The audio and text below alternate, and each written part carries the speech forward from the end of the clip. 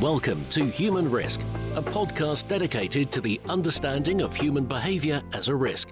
Here's your host, Christian Hunt. Hello and welcome back to the Human Risk podcast. On this episode, I'm exploring how behavioural science can help us to be better at managing our financial affairs. I'm joined by a previous guest on the show, Greg Davies. Greg works for Oxford Risk, a fintech that helps financial advisors to better understand their clients' needs and improve their recommendations. As you'll hear, that's not just about what generates the biggest return on investment. In our discussion, we explore the challenges of making good financial decisions and how an understanding of behavioural science can deliver better outcomes. Because, as Greg explains, we're not naturally good at making the best financial decisions for the longer term. He also shares some fascinating insights about how a combination of machines making diagnoses and humans prescribing solutions can lead to optimal outcomes. We also explore the area of sustainability, and Greg explains why counterintuitively we should continue to invest in fossil fuel businesses and why promoting sustainable investments solely on the basis of the returns they generate is missing a huge opportunity. Finally, we talk about behavioural wine tasting and why the way in which we taste wine can help us to understand flaws in human decision-making. It's an eclectic mix, but as you'll hear, they've all got one thing in common.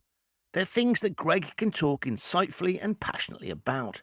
So please enjoy Dr. Greg Davies on behavioural finance, sustainability, and behavioural wine tasting. Greg, welcome back to the Human Risk podcast.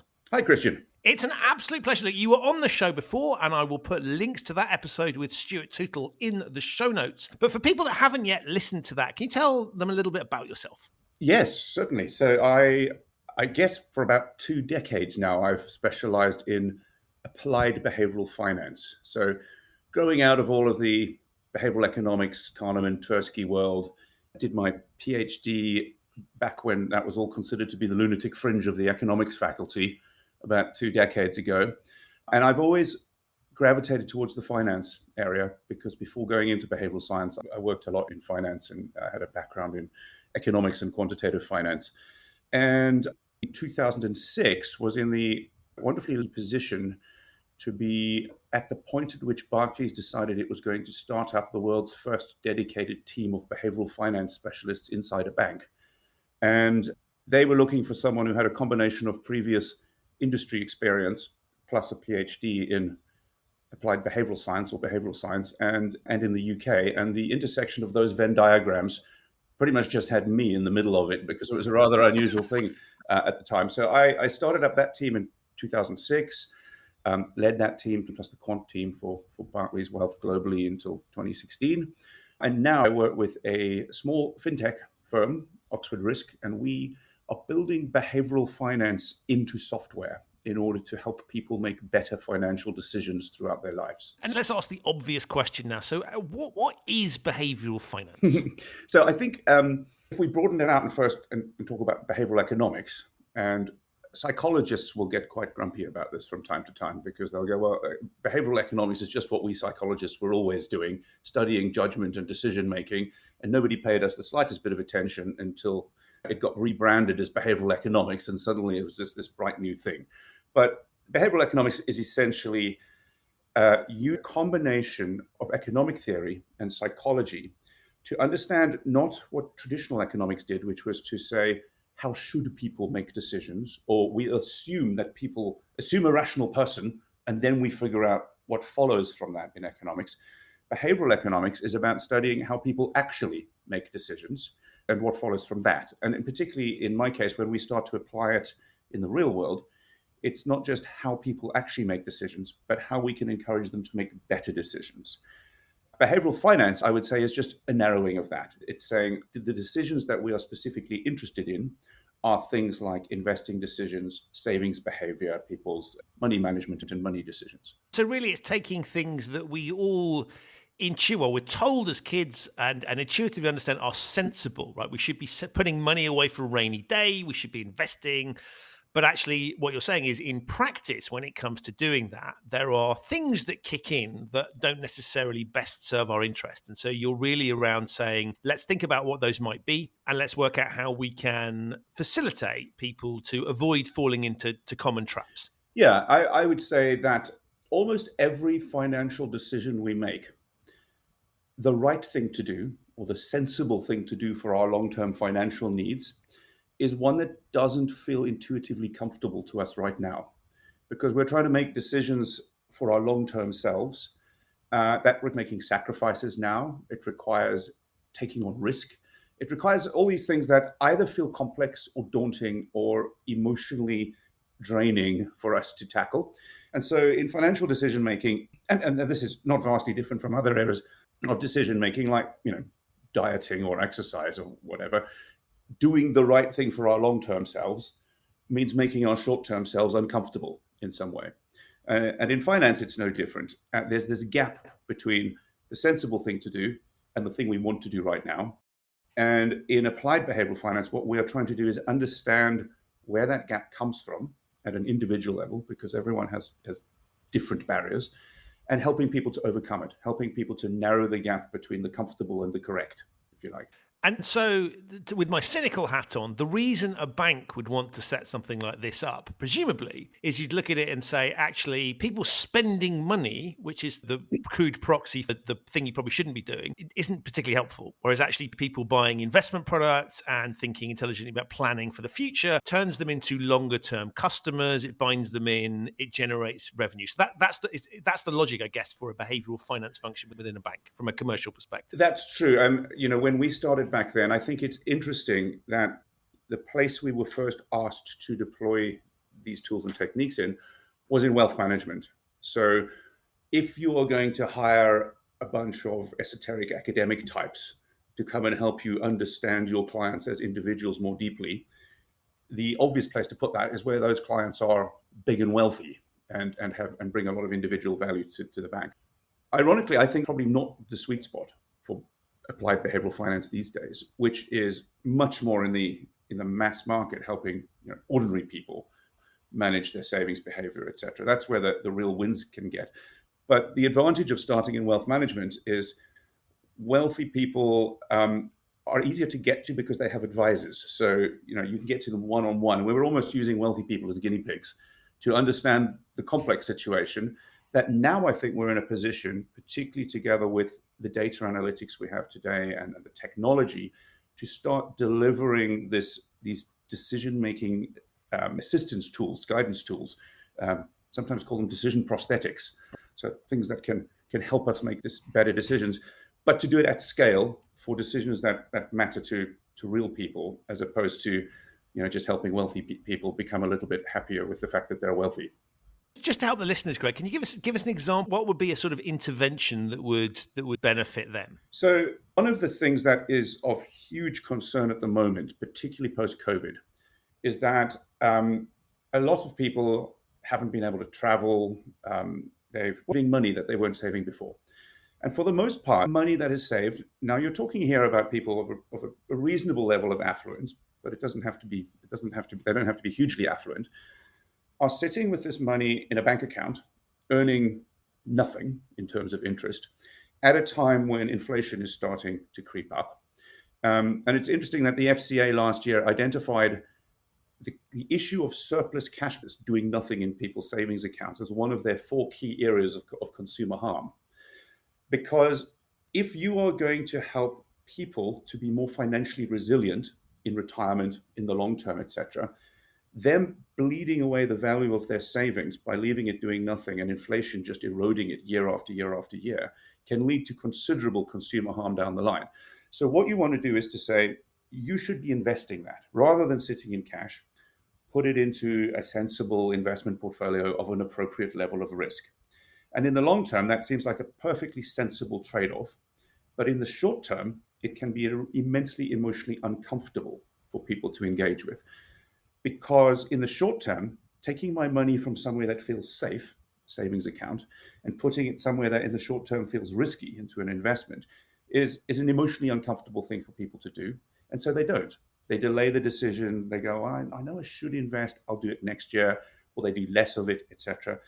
So if we can understand at an individual level, what are the behavioral barriers that are stopping person A from deploying this cash versus person B versus person C, and we can start to hyper-personalize the narratives, the nudges, the communications that we put in front of people, what we're doing is effectively narrowing that gap between what feels emotionally comfortable and what is a sensible thing to do. We're catalyzing beneficial actions that will help people to have better financial resilience in the future and thereby improve their financial well-being. And so you're really looking at I mean, this is a classic behavioural science or economics intervention, right? Where you're the perception of the person who's got the money, particularly if you've saved money that you're not used to saving. The perception is that actually this feels like the safest way. And of course, banks haven't helped this, right? If you look at the physical architecture of banks, big secure buildings, architecture that says your assets are safe with us. There's lots of regulatory warnings about risky investment products. We're warned about scams. So there are a whole load of logical might not be the right word, but there's some understandable reasons why people might not want to do this. And what you're basically saying is we need to work out what those are and try and overcome them. Well, I mean, first you need to work out what the right answer is, right? So the right answer is not take everything you own and throw it all into the stock market right now. But neither is the right answer stuff your mattress with it, and sit on it as you can. So somewhere in the middle is the right answer, and what that is going to the clients and saying, let us help you to identify the right amount of money to put aside, the right amount of money to keep safe in cash, because that's your safety buffer, that's your emergency. And once you've done that, that actually buys you the ability to take more risk with the rest. So you've built your safety net, and then you can go and invest the rest for the future. And almost all risk taking is like that. I think, people often tend to think of individuals as somewhere on a single spectrum. You're either a high risk taker or a low risk taker. And maybe you're trying to nudge people up or down that spectrum.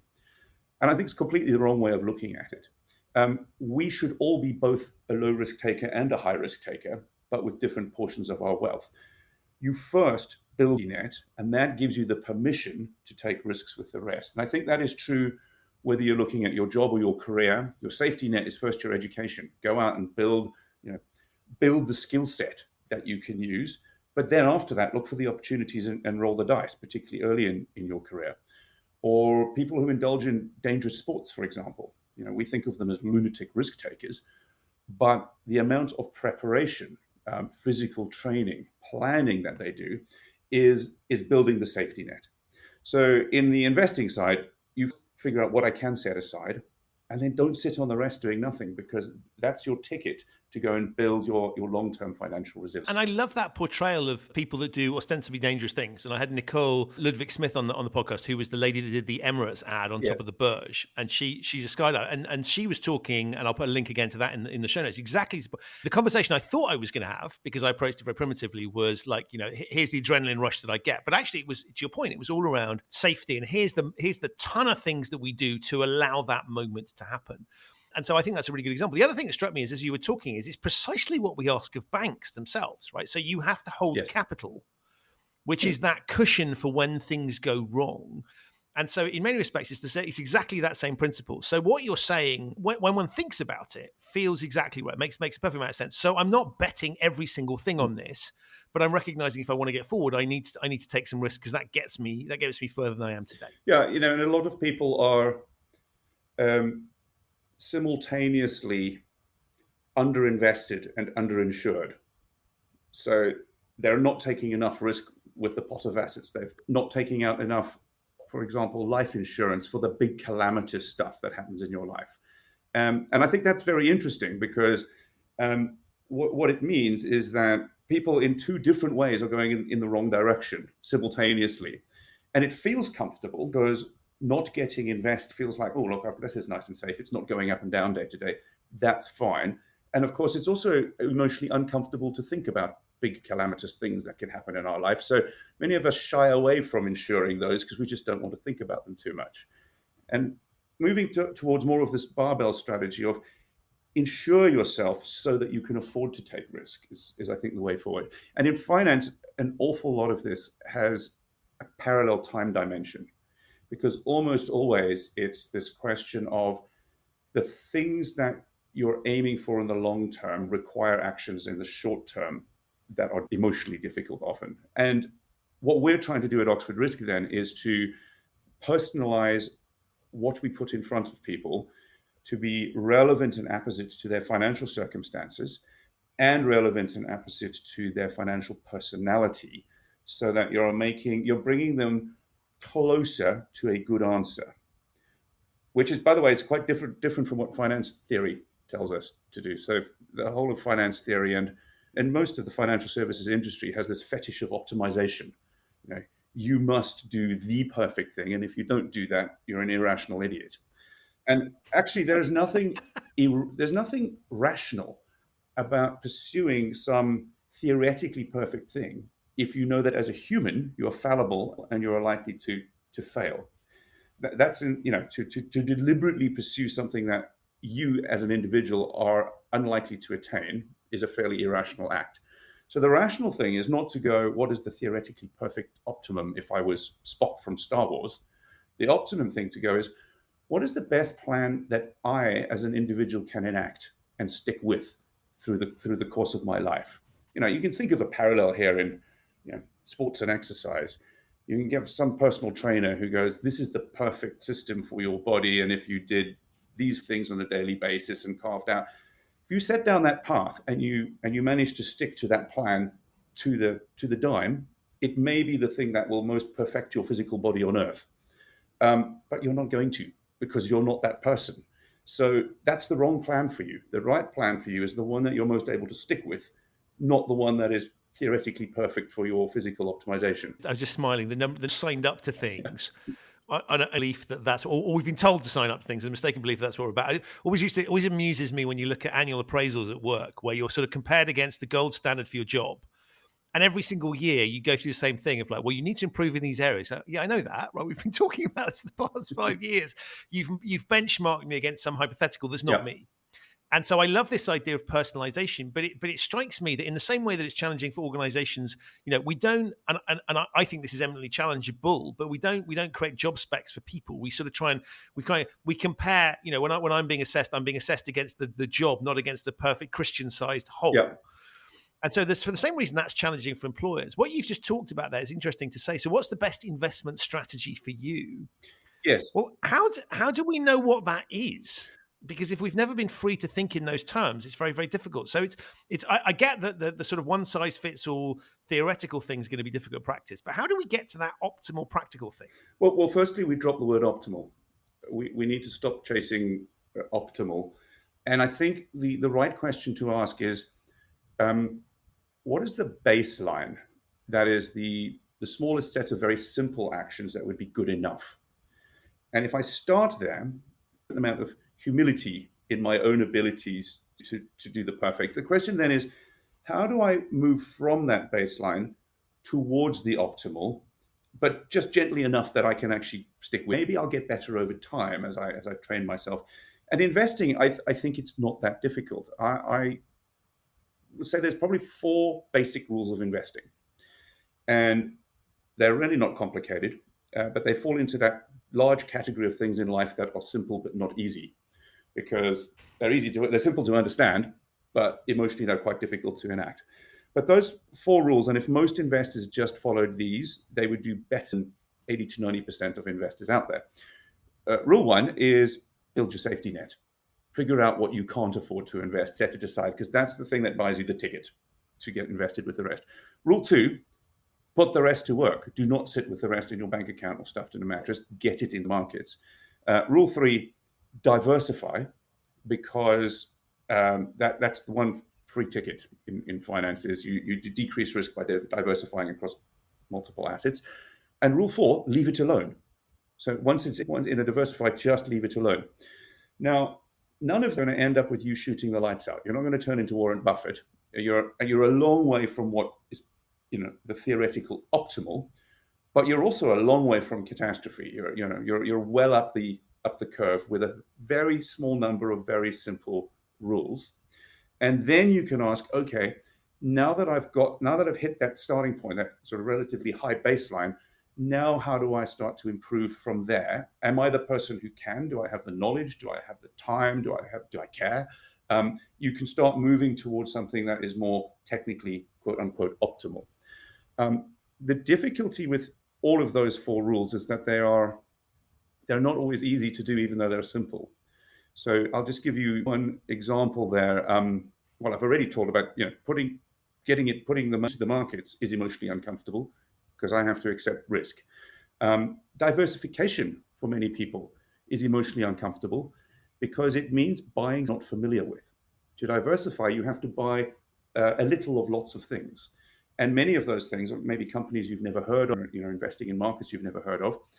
And that is emotionally uncomfortable for people.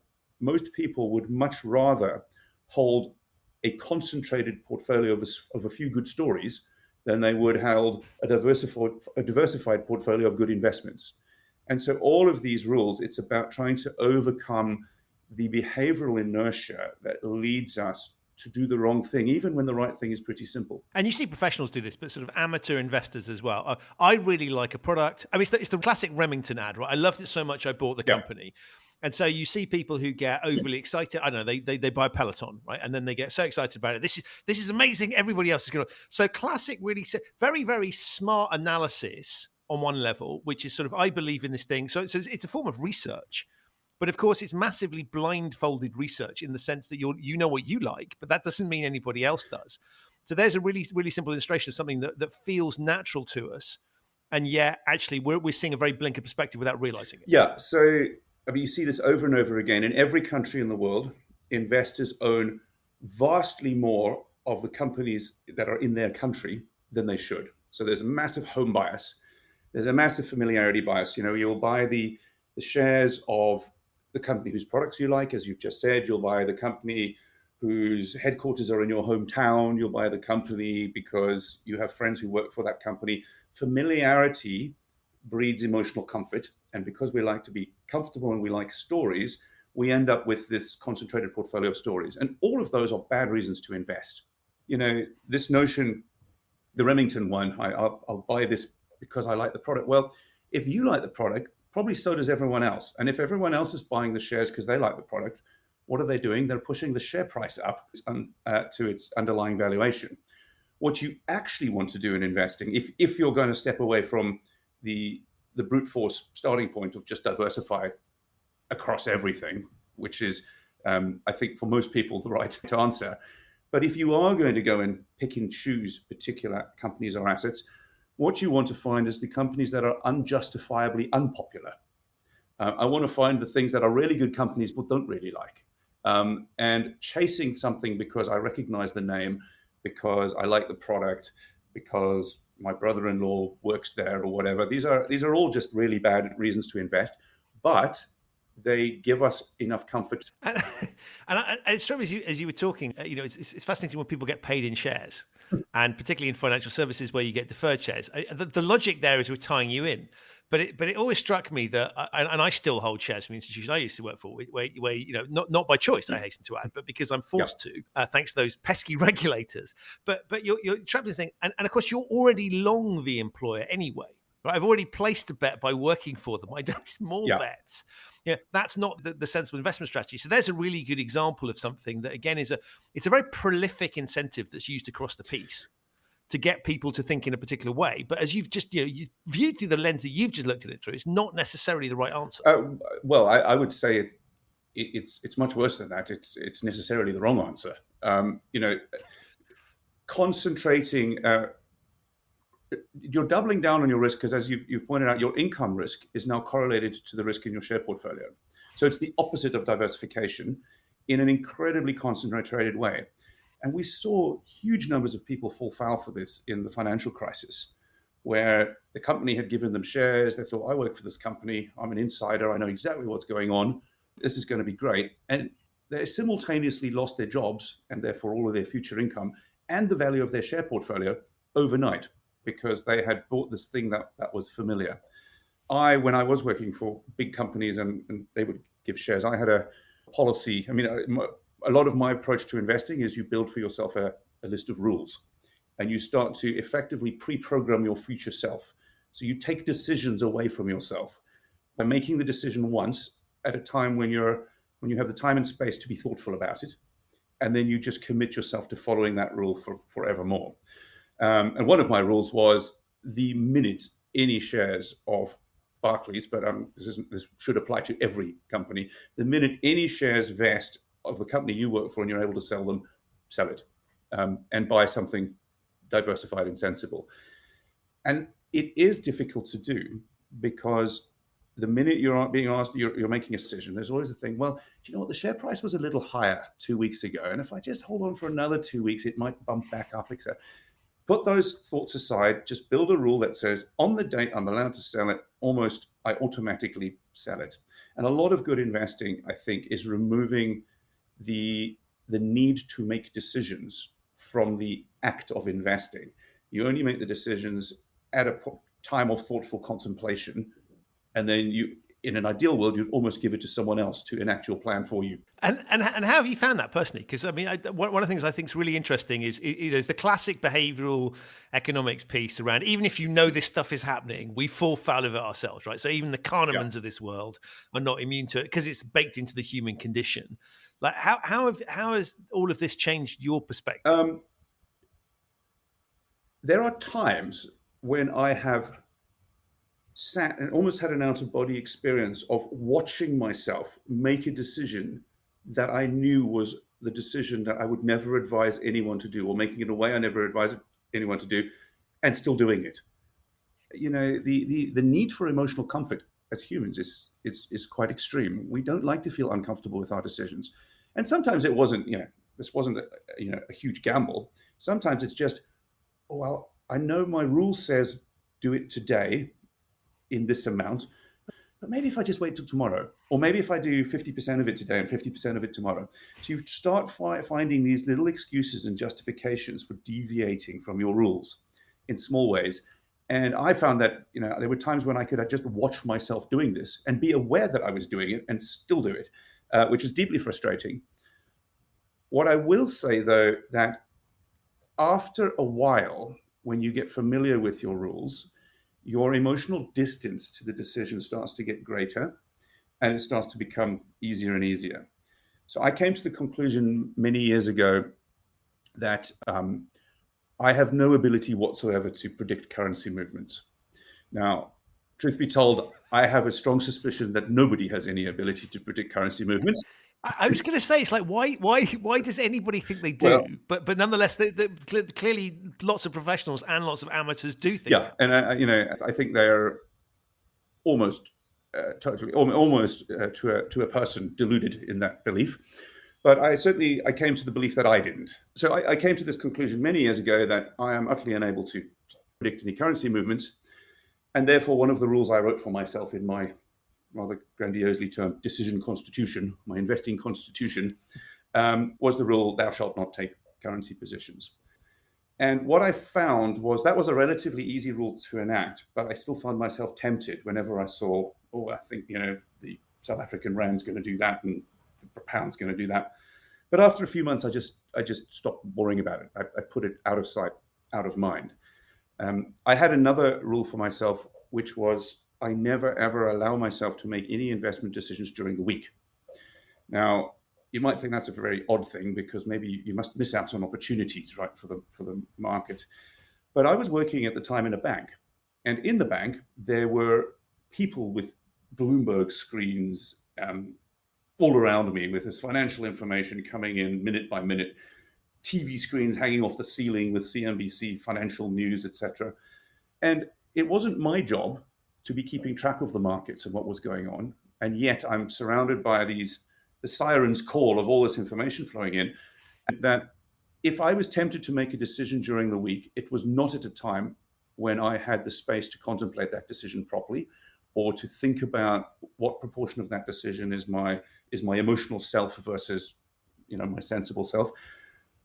And I came to the conclusion that if I only allow myself to do it on the weekend, I can sit there, I've got my spreadsheet in front of me, I can look at the position, and crucially, when I make a decision there, you can make a decision to buy or sell something.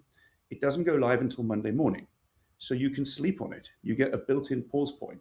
And so that, although yes, maybe occasionally I missed out on, investing in something a few days early or a few days late or whatever, the negative costs of those temptations for me at least, I came to the conclusion far outweighed any benefit I was going to get from a few days of getting something, marginally more right than before. It also removed a lot of the temptation and the emotion from a whole raft of other decisions that I was making. So it made my investing much calmer simply by having that time-bound rule of when I allow myself to do it. Which is interesting, right? Because that's the logic for the cooling off periods for things like insurance products, right? Because we don't know. So for people, for listeners unfamiliar, this is the idea that the regulator doesn't know. You might find yourself walking down the high street and buying a piece of insurance, buying a product, buying some insurance. You might not be in the right frame of mind to do that. They can't intervene because they don't know exactly when that's going to be. So what we buy you that 14-day window in which you can walk away from something you might have committed to in the wrong state. And so what you've done there is effectively created a similar dynamic, which is you've created a cold state for yourself where you can think about things in the clear light of day and therefore make rational decisions. I mean, that's a very, it's almost sort of Homo economicus thinking, right? In a behavioral economics context, which is you're recognizing the weaknesses in my decision-making process. So I'm going to build a structure that mitigates for that. Yes. Although if you were a real Homo economicus and you didn't face the emotional trials and tribulations along the way, and you said, what I really want to do is optimize, it goes back to this optimization point, I would never give up on the ability to make trading decisions because that has a cost associated with it. So the behavioral view there is I want to get closer to what a rational Homo economicus person would do, but I recognize I'm not that person. So I will willingly impose some costs on myself in order to minimize the risk of me accidentally imposing much bigger costs on myself by making emotionally led mistakes. So it's a pair of emotionally binding handcuffs. You accept some costs in order to prevent the chance of very much larger costs. And so you started your career doing this at Barclays, and then talk us through a little bit. How does that then morph into a tech solution? Well, I think the key thing there is when I was at Barclays, we were bringing all this behavioral science into the bank. No one really knew what a behavioral team was going to do when we first joined, including, I might add, us. So we were... That's a very common thread, isn't it, actually, for people setting up units? It's like, not quite sure, somebody's prepared to fund this thing, we better just do some stuff to demonstrate. But it's lovely because it's mandate-free, which is beautiful and terrifying at the same time. Yeah, I mean, that was exactly it. The team was set up pre-financial crisis when, banks had more money than sense. Now, arguably, not much of either. But so they had lots of money swimming around, and someone senior had read half of a Malcolm Gladwell book or something and decided that this new behavioral science thing was interesting. So we were, I think, an experiment. And fortunately, we were an experiment that lasted the distance. However, we were bringing all this behavioral science in and designing these financial personality assessment tools. And now that I can measure your personality on multiple dimensions, what does that mean about how I talk to you, etc.? The method of implementation, though, was largely mediated by a human advisor. So if you're trying to make these changes in an organization, the one way of doing it is you take all the humans in that organization and you sit them down and you, every 6 months, and they try to download PowerPoint slides into their heads so that you've transferred the knowledge and now they take your creation out into the world. The second path, which I think is more sort of your background, is you bake it into the compliance rules. You make it a process-driven thing. And the third one is you bake it into the technology so that they don't have to become experts because they're just led through this decision themselves. So we did far too much of the first. And what I found was, as good as what we were delivering to them was, it was able to give them a deeper understanding of the client, which should lead to a deeper relationship and better decisions on the part of the advisor and on the client. All of that was great, but we've also just made their lives more difficult because we've added all this extra content and information and frameworks on top of what they had to do day to day. And probably about 10% of the corporate audience there really took it seriously enough to assimilate the content and use it very effectively. This was in private banking, never the most technologically, they're not the early adopters, shall we say, of the banking world. About the bottom sort of 20% or whatever just wouldn't touch it with a barge pole with all this new behavioral shenanigans. Quite a lot of people liked it, but we didn't make it easy enough for them to use. So the technology thing is, I think that behavioral science on its own is quite difficult to deploy um, in trying to lead to better complex decision making. We can employ it in nudging. Here's one decision point. I want to get you to eat the fruit rather than the chocolate. So I put fruit there rather than chocolate, right? But that's a single decision node. If you're trying to help people make better decisions over the full complexity of their financial existence, then the behavioral science is very difficult to make work unless you wed it to data analytics and to technology as a delivery mechanism. So for me, the advantage of using technology is you don't just give people new ideas, you give people new ideas alongside the tools to make them useful, but it also unlocks greater scope because now you can start talking to retail banking and savings behavior rather than just going to those people who are wealthy enough to have an advisor. So you're reaching more people and you're more effective at it. And of course, as you rightly point out, when you've got that human interaction, there's the potential for miscommunication, misinterpreting, and the number of times I've seen an attempt. Let's create a behavioural intervention where there's human involvement. And there's a classic example that I was part of where we were trying to introduce. This was in my former employer. You could pay by a bank card, or you could pay using a sort of prepayment system. It was cheaper for the bank. So trying to encourage people to use the prepayment system, but we were doing it in a very subtle manner, just as an illustration of how behavioural science works. Of course, what do the canteen staff do? They see these things going on. They are trying to be helpful, and so we get amazing results. But we get a heck of a lot of irritated people. Why are you telling me what to do? And I think there's a classic example there of sort of the organisation is trying to do something. There is a human interlocutor between that presenting piece who will make their own interpretation about whether they think it's appropriate, and therefore kind of undermine the benefits that you might get. And they can produce the positive result, but so having that human in the machine, if you like, or in the process, is incredibly unhelpful. And so what you're doing in a way is eliminating that. Yes, although I would push back a little bit there because we're trying to eliminate the bad bits of it while letting the good bits through. And this is because the human intermediary in delivering things are themselves biased and fallible in various ways.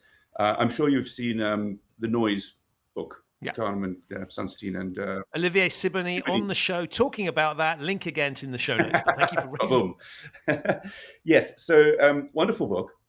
And the general idea of noise is it's not necessarily biased. If I'll just use the financial advisor example. So if you go to a financial advisor, what you want is the answer that is correct for you, for your financial circumstances, for your willingness to take risk, etc. The answer that you are given by this expert advisor should not be heavily determined by the lottery of which advisor you go to. So if I sent you to 200 different advisors, you should largely get the same answer. That's the right solution for Christian.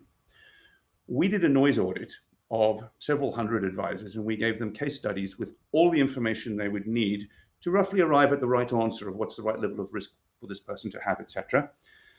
And this won't come as a surprise to anyone who's read Noise, but you could drive an oil tanker through the variety of this advice, right? Every single case study we gave to these advisors, there were advisors who recommended that person had 10% equities in their portfolio, and there were advisors that recommended 100% equities for every single case study that we gave. Now, what that means is that the human intervening there is incredibly noisy, and their advice is less about you and more about them. And that is a huge problem. So we can use technology to drive consistency and slim that down. Where I would push back on you is there is a distinction to be made between diagnosis and prescription. You go to the doctor. In the process of diagnosis, you actually want as little human involved in that as possible because humans are fallible, they get it wrong. If you need an MRI scan, you want the MRI scan. If you need the blood test, you want the blood test because you want the answer of what you need to solve to be as accurate and as dispassionately accurate as possible. However, the MRI scan and the blood test can't tell you what to do because that's about lifestyle changes. Is now the right time to have the operation? Should I wait until the kids are a bit older? How does this fit into my job? Am I the sort of person who might be able to control this through better diet and exercise? These are not about the malady you've got. That's determined. These are about your program of action to do it. And there, I think the human interface becomes absolutely vital. So that's why what we're seeking to do is build, and I referenced it earlier, this notion of decision prosthetics. Tools that are there to enhance and empower the humans, make them more consistent, less error prone, and give them more space to do the valuable prescription part of the phase that humans are really good at, removing their error prone diagnostic phase.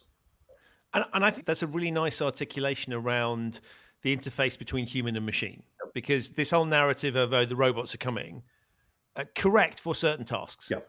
But I think, as you've rightly pointed out, there are certain things where the human touch at its most basic is particularly important, both in terms of persuasiveness, but also the analysis and of the human that they're interacting with.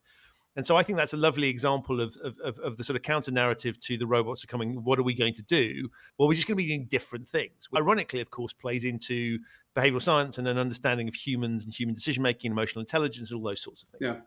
It's almost like sometimes there's a human placebo in this. The difference between you following some risky financial advice that a computer has spat out at you versus you following that advice where there's an intervening human who may be doing nothing more than reading out to you what the computer has suggested. So the human there is a complete placebo, but that can help you to get the emotional comfort to follow through on that advice. And I'm not suggesting that the humans are only a placebo in that, but even if that was all that was happening, that in itself is a valid and useful thing for a human to do. I like that a lot. And I want to talk to you a bit about sustainability, because I know that a key part of what you do is looking at sustainable investing. Can you talk a little bit about, well, I guess let's start off, what does that mean? And then how are you helping to facilitate that? Yeah, I mean, so the idea behind sustainable investing is that by considering what we're investing in, what it does, rather than purely its risk-return trade-offs and its financial value to your portfolio, you can thereby add value to the world. You can channel money towards companies that are better for the environment or better for social outcomes, etc. And that is a valuable thing in and of itself. And here's where you immediately start to step away from the traditional finance homo economicus, because the finance theory in its traditional form would say the only thing that matters to investors is increasing expected returns and decreasing risk, two financial variables. That person is assumed to have absolutely no other interests, objectives, or preferences. And we know this isn't true. I mean, we've got data now from nearly 10,000 individual investors across 4 continents, and we ask them about, what is it? Is money just a means to you, or is it an end? If you were able to promote environmental good through your investing activities, would you wish to do so? Answer is generally yes, of about 80% of the population. If you were willing to give up some of what the finance theorists say you should never be willing to give up, if you were willing to give up a little bit of financial return, if you knew that it was going to do some social good as a result, would you do so? 70% of the time, the answer is yes to that question. So people have values and preferences that are just not included in any of the traditional financial model. And sustainable investing, at least in the way that we're going about it, is to say, if we treat people as more human and we acknowledge that there are things that they want to achieve that is not purely an optimal risk-return trade-off, and we can help them to do that through personalizing their portfolio to their values and their needs, then we have made them better off in the sense that they are happier. I mean, often genuinely happier. I mean, we know from a lot of the behavioral research that giving money away to charities is one of the things that seems to more reliably make people happier than anything else. They also are probably more comfortable with their investment portfolio, so they're less likely to be sitting on cash doing nothing. So ironically, they're probably also financially better off. Plus, the world is better off. And even more, the banks are also better off because they've managed to get this money that was sitting in cash into more rewarding investment activities. So there's a win-win-win-win-win here. If we can recognize that people aren't machines who are just pursuing a single objective of financial return. And what we're doing is using a lot of our behavioral psychometric profiling to help to start to match people towards portfolios that are personalized to what they really care about, and help them to decide, well, what is the balance between how much risk I'm willing to take, and am I willing to take more risk if I'm going to be able to do environmental good as a result, for example. And so you're taking the discussion onto a different turf here, which is nobody's having this dialogue with them in that way. Or presumably, if they are, the dialogue is always about here's why it's profit. Here's how you'll make money out of being green in simple terms, and therefore that's a good thing to do. You're basically saying actually you're not going to lose money by doing this, but you won't necessarily make as much money as you would have made because actually we think you've got other factors at play. So you're not even attempting to push that financial argument. You're literally going down the thing of let's change the criteria, if you like, that we talked to you about this through. Yeah. I mean, you can still use the financial argument. So it is not unreasonable to say that thinking about whether companies are well governed and are sustainable doesn't also make them better long-term investment bets. And there is about perhaps 30% of the population for whom that's the only argument they will care about in their investment portfolio. I will include sustainability considerations insofar as it helps me to increase my returns. But if we stop there, frankly, we're not being very ambitious. And also, you're not helping the world at all by stopping there. This argument that we should only do ESG investing or sustainable investing insofar as it doesn't in any way hamper my returns, well, you're not doing any good because that stuff would be invested in anyway. You don't need ESG investors to invest in that stuff. Your most rapacious, nasty investor is also going to invest in it because it's giving higher returns. So if you genuinely want to do good in the world, you actually need to push a little bit harder. You need to go to the stuff where maybe you need to give up a little bit of returns, take on extra risk. And it always surprises me that people, particularly in the asset management industry, are so unwilling to accept that people might be prepared to make trade-offs to do social good. We know people are willing to give away money to do social good because they donate to charities. They're willing to accept a minus 100% return on some things in order to do social good. So why wouldn't they give up, 20 basis points, 30 basis points on their investing activities to do that good? There's just one other psychological thing that I think is important here. Is psychologists will make the distinction between intrinsic and extrinsic motivation. So extrinsic is when you're paid to do it, intrinsic is when you do it for its own sake. And there are all sorts of studies that tend to suggest that the minute you start paying people extrinsically for the things that actually they would otherwise do out of the goodness of their hearts because they believe it's important, you've flipped a switch and you've turned this thing into a transaction, and it's very difficult to flip that switch back again. So this is the Israeli daycare. Exactly. So the nursery school example, parents were bringing their kids in late to school, and the school thought, well, what we'll do is we'll fine them. So they came up with a small fine of £5 or whatever. And what was interesting is parents started bringing their kids into school late even more, because now they thought, oh, well, there's a cost attached. Now I can pay £5 to bring my kid in late. And the school realized this had completely backfired, and they reversed the policy, and it didn't go back again, because now this thing was seen as a transaction. And if the asset management industry spends all of its marketing, as largely it has, convincing you that you can paint your portfolio as green as you like and do as much good as you like, and it won't cost you a cent, what you're effectively doing is saying, we will pay you through investment returns to do the good you want to do in the world. And you've turned something that people want to do intrinsically into a transaction. And I think that is immensely dangerous, because it's taking the potential for humanity away from sustainable investing.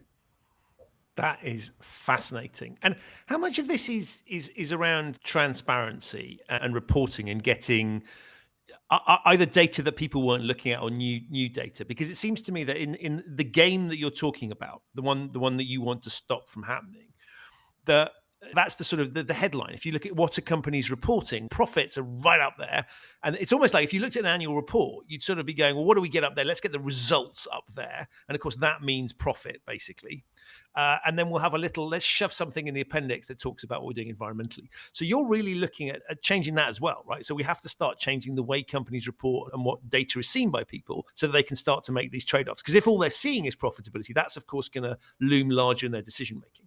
Yeah, I agree. And that's becoming more and more prevalent in the regulation, although the regulation tends to always start with disclosure. This assumption that people are making bad decisions because they don't have the information they need. And so that problem is apparently solved by forcing companies to print 40 pages of footnotes in font size 2.5 with all the information in, which of course does absolutely nothing to change anything. The important thing, I think, in the reporting is having a bottom line where it's clear whether the profits that are made are companies that have, if the company is in any way deleting social capital, environmental capital, human capital, it is basically drawing on assets that don't belong to the company in order to produce its profits. So the accounting that we need to move for is, can we demonstrate that this company is accounting for and repaying all capital it's drawing on from society or from the environment that's not its? And that would be a good starting point. The slightly depressing thing here is that people and investors actually don't care that much about the devil in the detail of the data, because they don't want to dig that deep. It's, again, you make people's lives more difficult by doing that. What most people want is there an organization out there whose name I can trust, who's put a kite stamp on this? And I want someone to tell me I can trust it. They don't really care whether the evidence comes from case studies of the good that's being done or the numbers or that. They know that there's a trustworthy organization there. Now, the problem with that is, well, there's a plus side and a negative side to that. The plus side is, it means we probably don't have to care quite as much as we might about the difficulties of gathering this information. Gathering environmental information places a huge burden, particularly on small companies, that may be deleterious to their ability to get on in the world. The details that everyone is fighting about so much perhaps don't matter to the end investor as much as we might have thought. The problem, though, is that if we also know that the end investor isn't going to look any deeper, that's where the greenwashing comes in, because that's an open invitation for people to go, well, all they want is a kite mark from something that looks trusted. Well, I can make that up and, feature it home, slap it on. And so there's a lot of companies who go, well, nobody's going to look under the bonnet. I can pretend that this thing is ESG. And there's a huge backlash at the moment about the whole greenwashing thing. The other problem, though, is an awful lot of, let's imagine I decide I don't like oil companies or fossil fuel. And my policy is then I'm not going to own any of those. So I sell all of those. And we feel very good about ourselves because now I've sold out of, my portfolio is nice and green. I've sold all the oil companies. But that's a trade of a company in a secondary market. I'm selling to someone else. Company's changed hands, but it hasn't actually affected the flow of money to that company in any way. It doesn't change anything in reality, except maybe on the margin, the capital raising costs of that company in a very, very tiny way. Meanwhile, all the oil companies have been bought by people who care less than I do about the environment and are not engaging with the management of those companies. So I think if we really are going to get sustainable investing to work, it has to be much less about what do I own and don't own, and how do I force engagement with the companies that I own on the issues I care about. And this question of consumer engagement is I think, fundamentally important. And there are a number of very good legal companies out there that are largely philanthropically funded, who will deliberately take stakes in oil companies so that they have the legal right to put resolutions on the shareholder votes and force votes on things and create, this is the opposite of Extinction Rebellion. We're not sitting down in the middle of the road. We are using the force of the law against these companies by engaging. And I think that case, if we can get people to engage much more with what they own, that will be a much more potent in the long run tool than just getting people to sell the stuff they don't like. Yeah, because it struck me as a really interesting parallel with, let's send our rubbish somewhere else to get processed. Right, the physical thing where we're very clean in this country. Well, we only clean this country because we're allowing it to go on somewhere else. So to your point, if you're just handing over quote unquote stewardship, yeah, and that's probably exactly the wrong word because it's not stewardship in that sense, right? But you're handing it over to someone else. That's just palming the problem off. So I love that idea. What a fabulous note to end up with. But I can't let you go, Greg, without talking to you about one other thing that I know you're passionate about. And so I was intrigued when you talked about you're doing your investments at weekends, because I imagine weekends is also a time when you indulge one of your other hobbies, which is wine tasting, which seemed to be at odds with that. Can we talk a little bit around what's behavioral wine tasting and how does that work? Well, I need to make clear now that I am in no way an expert in wine. In fact, insofar as wine tasting is my hobby, it's the ability to show how biased our perceptions are through wine was both fun but extreme. The number of papers that have been published by academic psychologists on wine tasting is just extraordinary. I mean, everyone, they all like studying wine. And there are these wonderful... I don't think why, but yeah. Yeah. I mean, to boil it right down, most people in a fully controlled blind taste testing, most of the time simply cannot tell the difference between two wines reliably. We think that we like more expensive wine, for example, but when you give people blind tastings, other than experts who do actually genuinely give higher ratings to more expensive wines, most of the rest of us actually give higher ratings to slightly cheaper wines. And so all of these biases of perception come into wine tasting. And with John Downes, who's one of the 400 or so masters of wine in the world, and he really knows his stuff, but we put people through in a sort of group event type thing, a blind tasting, where we use live polling software to ask people questions about the wines they're tasting that will expose their preconceived notions, their prejudices, their biases through the medium of wine tasting, which we can then lead on to, well, how do you fix it? If you want to become unbiased, what do you do? So when I spoke earlier about my investing constitution, build for yourself a set of rules that takes you, your immediate emotional self out of the process and gives you a more objective viewpoint. And John, he said, when I was doing these Master of Wine exams, they ask you to taste God knows how many wines in the course of the day, and you've got to guess the varietal and the year and the location and all of this stuff. He said, after about wine 5, your palate is just gone and you're all over the place. And he did spontaneously by himself exactly what I've done in investing, is he constructed a sort of constitution for how he tasted wines, a checklist, a process to go through that he could do the same thing every time. And it's a way of debiasing his palate. So for example, if you want to know one key thing about wine in determining where it's from is the acidity of that wine, because it's directly correlated to the weather and these things. But your subjective sense of acidity of the wine in your mouth is very imperfect. However, your physiological response to acidity is drooling. So if you want to know how much acidity is in the wine, take a sip of wine, swirl it around your mouth, tip your head forward, and see how much you dribble. Now, that sounds ridiculous, but it is a much more objective, less biased way of determining the acidity in the wine than anything your palate is going to manage. And so it's a super fun thing. My favorite bit about the behavioral wine tasting is we've managed to get CPD accreditation for it, which is just wonderful.